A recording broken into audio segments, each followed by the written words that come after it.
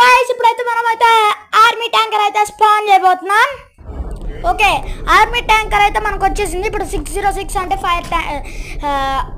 Water tanker అయితే span చేయబోతున్నాం. Okay, fire engine. Okay, ఇప్పుడైతే మనం గోస్ట్ రైడర్ బైక్ మీద గోస్ట్ లాగా వెళ్ళాలని,